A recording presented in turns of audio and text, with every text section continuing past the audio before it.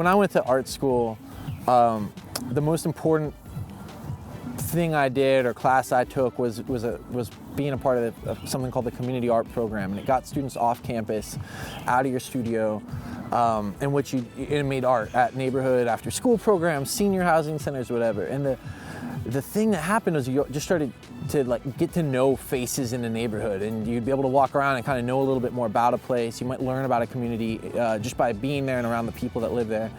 So when I thought about doing this residency here, the most important thing for me was to get the students off campus to have a similar experience. You know, we wanted to get them out of the studio and into a neighborhood. At the same time, we wanted to inspire the people in the neighborhood as much as the students themselves. And we didn't want to create a project that would have a lot of maintenance or long-term sustainability issues about how to fundraise or how to repaint the mural we made or keep track of the garden we planted. We wanted to just create something that could be sort of, the ideas could be used and spread throughout the community. So we met people in the neighborhood, we partnered with a lot of the local nonprofits, and we tried to integrate our students into some of the work that was already going on as much as possible.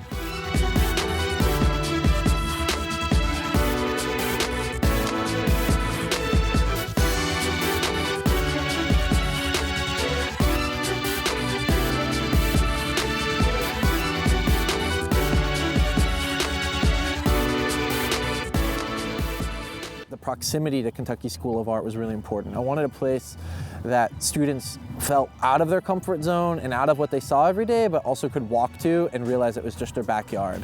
And this church just stuck out to me. And the more I investigated, it seemed like this really great spot to meet. What it turned out was it wasn't that great of a spot. It was a great space to have a classroom, but people didn't come to this end of the neighborhood. The housing projects had been torn down. Before they'd been torn down, for the people that didn't live here, it was pretty violent, and so they didn't want to come over here. And people who used to live here had been moved away.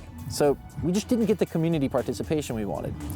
But what we tried to do was sort of create art that inspired participation. So our final projects ended up being a series of like board games and participatory games. And the students kind of came to that conclusion on their own. And that was a really smart way that they naturally found a way to like ask people to interact with them.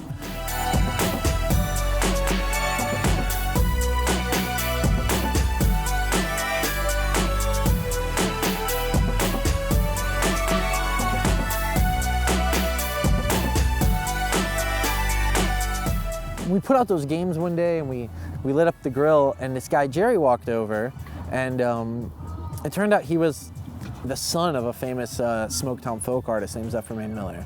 And we are fortunate enough to be able to include her work and her legacy in the end of this project. I think if I were to do it again, I'd love to focus on it from the beginning, but it was only through the process we took that we kind of got there. So that was a really neat thing that came out of it all.